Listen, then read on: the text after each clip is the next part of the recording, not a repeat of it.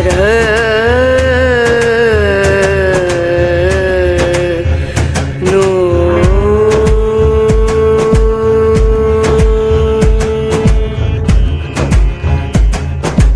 राधे, जय माता की भक्तों।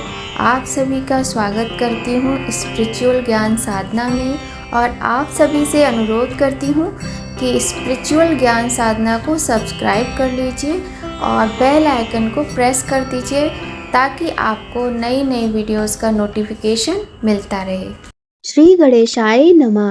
वक्रतुंड महाकाय, सूर्यकोटि समप्रभा, निर्विघ्नं कुरु मे देव, सर्व कार्येषु सर्वदा। बोलिए प्रथम पूज्य गणेश जी भगवान की जय। ओम बूम बुद्धाय नमः। बुद्धदेव भगवान की जय। भक्तों, ग्रहों में बुध ग्रह को राजकुमार कहा जाता है। स्थायी आरोग्यता, अच्छा स्वास्थ्य और बुद्धि की वृद्धि के लिए प्रत्येक विद्यार्थी को ये व्रत अवश्य करना चाहिए। यह व्रत सभी कामनाओं को पूर्ण करने वाला और रोगों तथा शोक से छुटकारा दिलाने वाला है। इस व्रत को शुक्ल पक्ष के प्रथम बुधवार अथवा बुधवार जो कि नक्षत्र युक्त बुधवार हो, उस दिन इस व्रत को प्रारंभ करना चाहिए। 21 या 45 व्रत करना चाहिए। हरे वस्त्र धारण करके ओम ब्राम ब्रीम ब्रोम सह बुद्धाय नमः की माला का जाप करना चाहिए।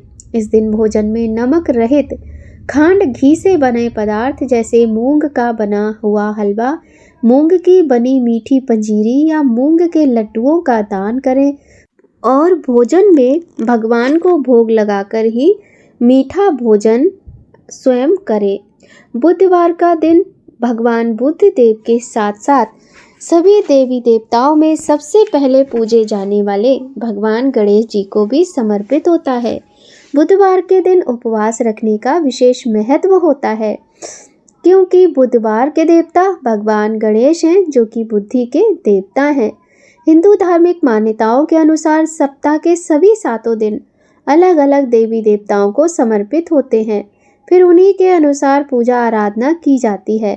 बुधवार का दिन सभी देवी देवताओं में सबसे पहले पूजे जाने वाले गणेश भगवान और बुध ग्रह को समर्पित होता है। बुधवार के दिन व्रत रखने पर जीवन में सुख समृद्धि आती है और मंगलमय समय हो जाता है। ऐसी मान्यता है कि जो भी व्यक्ति बुधवार के दिन व्रत रखता है, पूरे दिन भगवान श्री गणेश की साधना करता है, उस व्यक्ति के जीवन में कभी भी धन धान्य और बुद्धि की कमी नहीं रहती है। भक्तों, बुधवार का व्रत करते समय हमें स्वच्छता का, शुद्धता का पूर्ण ध्यान रखना चाहिए और कथा का श्रवण अवश्य करना चाहिए। भगवान श्री गणेश को दूर्वा अर्पित करते हुए हमें पूजन करना चाहिए।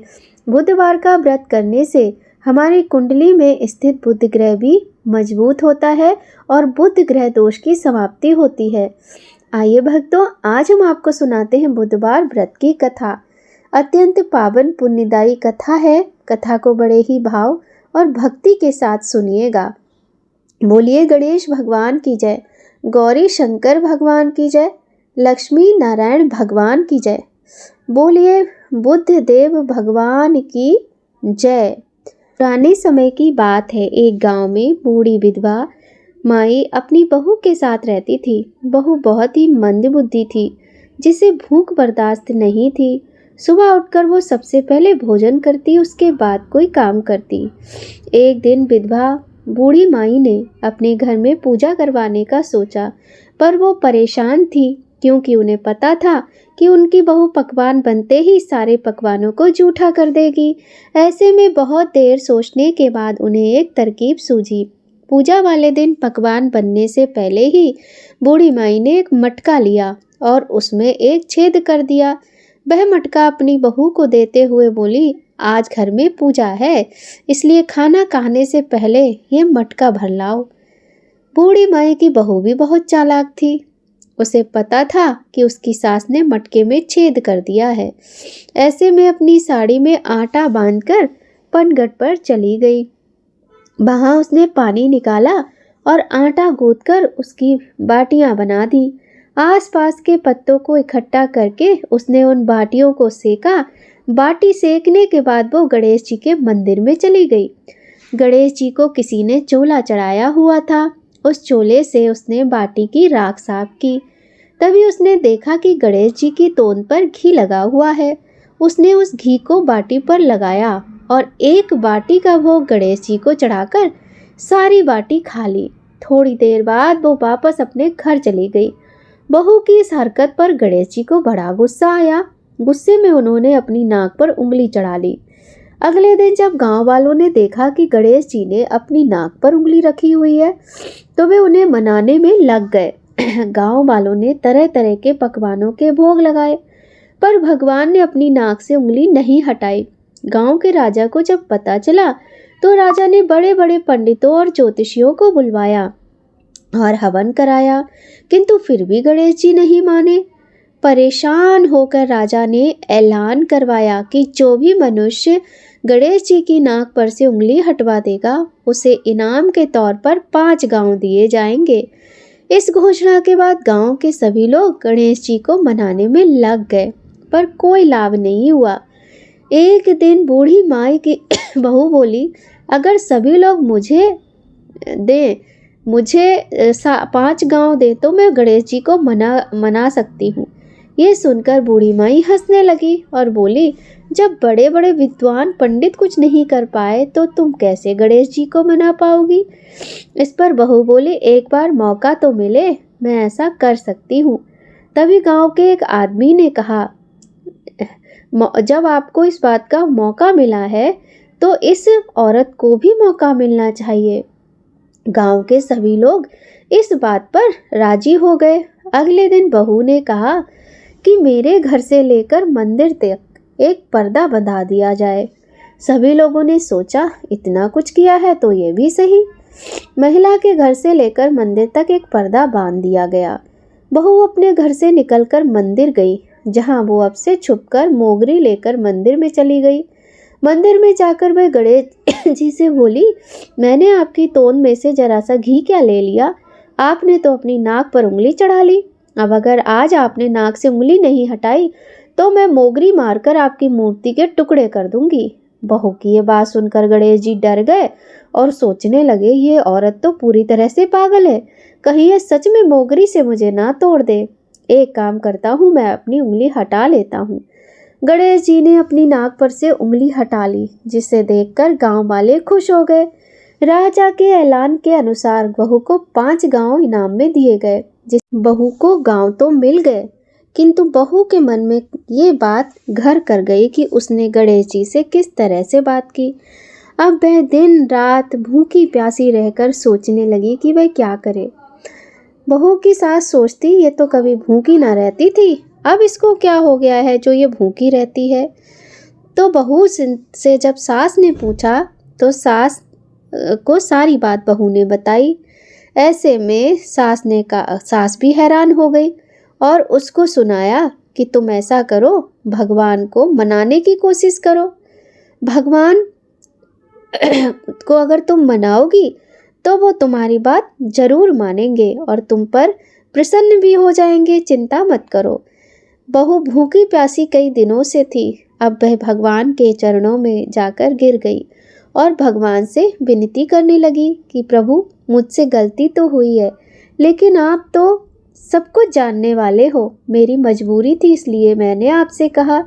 तो आप ऐसी कृपा कीजिए कि आप हमसे प्रसन्न हो जाइए, वरना ना तो मुझे ये 5 गांव चाहिए और ना ही मुझे कुछ और चाहिए। उसकी ये प्रेम भरी बातें सुनकर भगवान श्री गणेश दयालु हो गए और उसके कष्ट को दूर कर दिया और सदा के लिए प्रसन्न हो गए। हे गणेश जी महाराज, जैसे बहू पर प्रसन्न हुए वैसे सभी पर प्रसन्न होना। कहानी कहते सुनते हुंकारा भरते सभी पर अपनी कृपा बनाए रखना। बोलिए गणेश भगवान की जय। अब सुनिए गणेश भगवान की एक अति सुंदर कथा। एक बुढ़िया बाई रोज मिट्टी के गणेश जी की पूजा करती थी। बेचारे बुढ़िया के गणेश जी मिट्टी के थे, सो गल जाते थे। उसके घर के सामने एक सेठ जी का मकान बन रहा था। बुढ़िया माई सेठ जी के मकान पर जाकर मकान बनाने वाले कारीगर से बोली, भाई, मेरे मिट्टी के बनाए गणेश जी रोज गल जाते हैं, आप मेरी पूजा के लिए पत्थर से गणेश जी बना दो। आपकी बड़ी कृपा होगी। मकान बनाने वाला कारीगर बोला, माई जितनी देर में तुम्हारे गणेश जी बनाएंगे उतनी देर में तो सेठ जी की दीवार पूरी कर देंगे। बुढ़िया माई ये सुनकर दुखी मन से अपने घर चली गई। दीवार पूरी करते करते शाम हो गई, परंतु दीवार बनने से पहले ही टेढ़ी हो जाए। शाम को सेठ जी आया और पूछा, आज कुछ काम नहीं किया?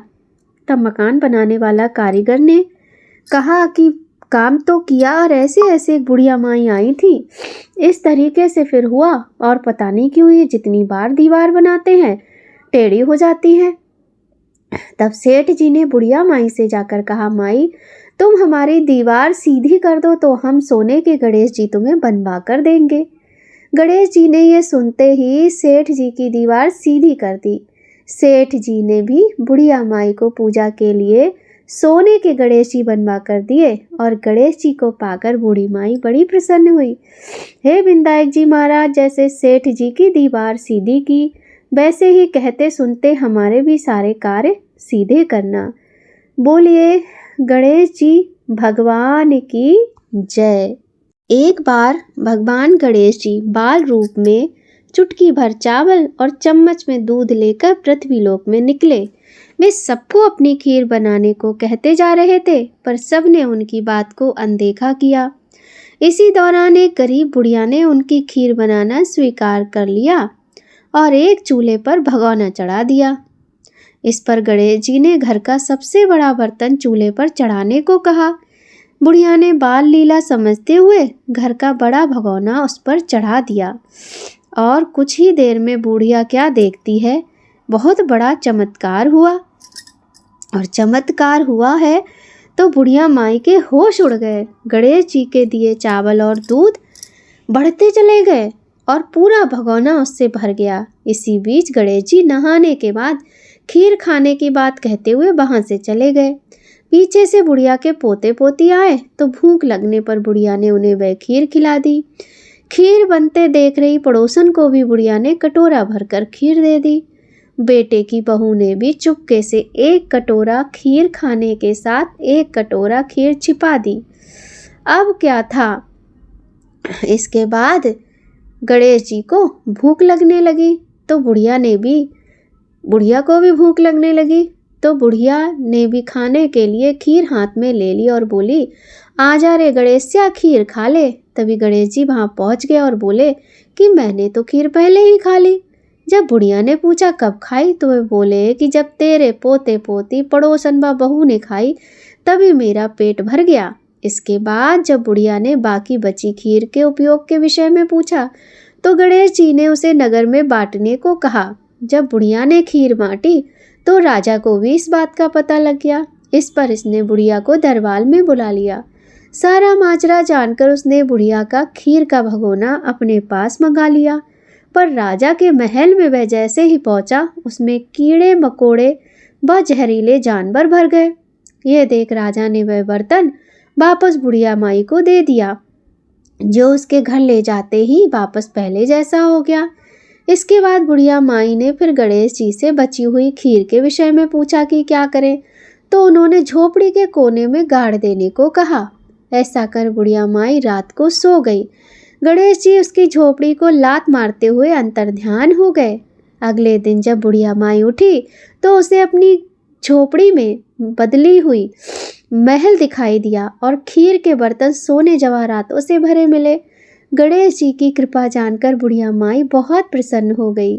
हे गणेश जी महाराज, आपने जैसा फल बुढ़िया माई को दिया वैसा सबको देना। कथा कहने वाले, सुनने वाले, हुंकारा भरने वाले, सबके भंडार भरना प्रभु।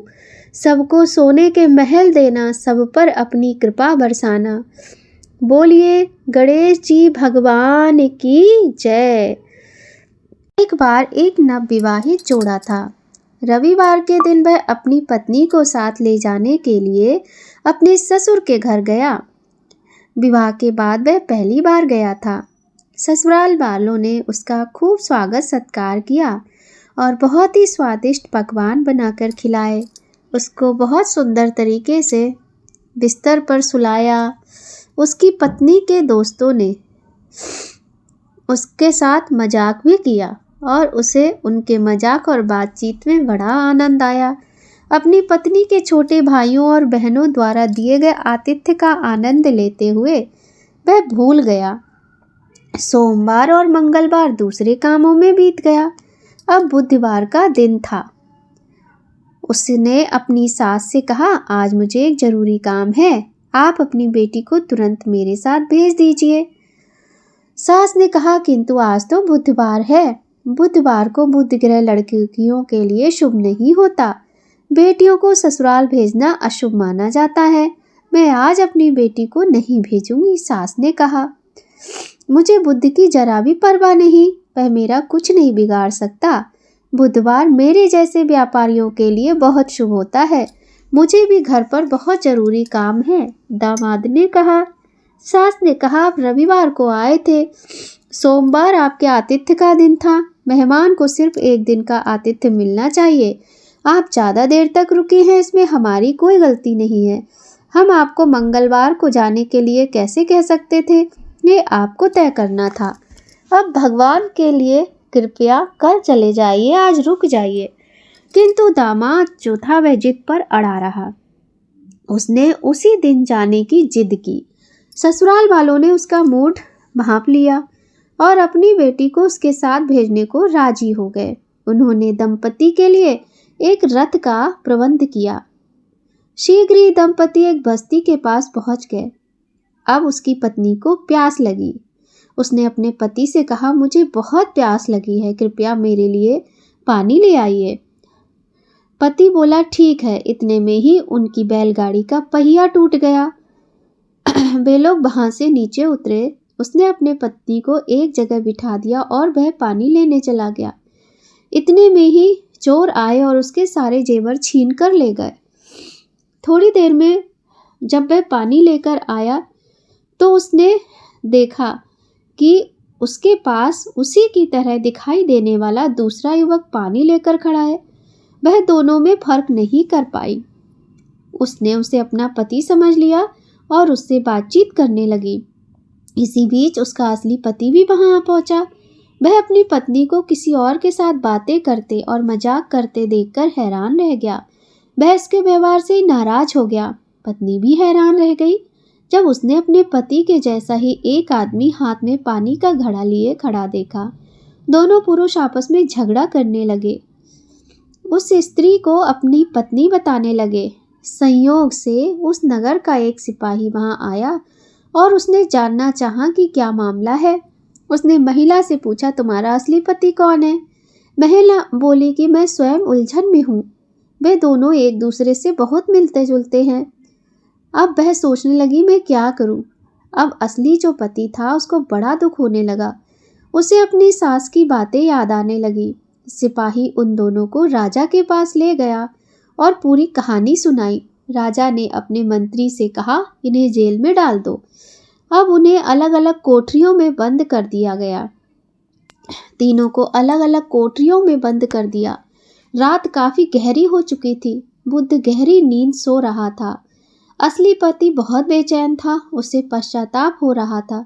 वह जोर से बोला, मैं अपने घमंड और ससुराल वालों की अवज्ञा का दंश झेल रहा हूँ, और रोने लगा, हे ईश्वर, इस बार मुझे क्षमा कर दो। पहरेदार इन सब बातों पर नजर रखे हुए थे। अगली सुबह मंत्री ने पहरेदारों को बुलाया। पहरेदारों ने युवक के इस व्यवहार का वर्णन किया। मंत्री ने कहा, जिस आदमी ने पूरी रात बेचैनी से बिताई है वही असली पति है। उसकी पत्नी उसे वापस कर दी जानी चाहिए। उसे आज़ाद कर देना चाहिए। दूसरे व्यक्ति को मेरे दरबार में लाओ। पहरेदार जेल की कोठरी में गए। उन्होंने असली पति और उसकी पत्नी को साथ में भेज दिया। वह भगवान बुद्ध देव से माफ़ी मांगकर प्रसन्नता से रहने लगे। जब पहरेदार दूसरे युवक के पास गए तो कोठरी खाली थी, हालांकि बाहर से बंद थी। उन्होंने मंत्री को इस बात की सूचना दी। अब वह ये जानकर हैरान रह गया कि कोठरी अगर खाली थी और बंद भी थी तो वे व्यक्ति कहाँ गया। वरिष्ठ मंत्री मुस्कुराए और बोले, गायब कैदी बुद्ध हैं। बुद्ध बुधवार को शासन करते हैं। इस आदमी ने बुद्ध के अधिकार को चुनौती दी। उन्हें बुरा लगा और उन्होंने इसे सबक सिखाने के लिए इसके पति का वेश धारण कर लिया। आज गुरुवार है। गुरुवार को बृहस्पति देवता का दिन होता है।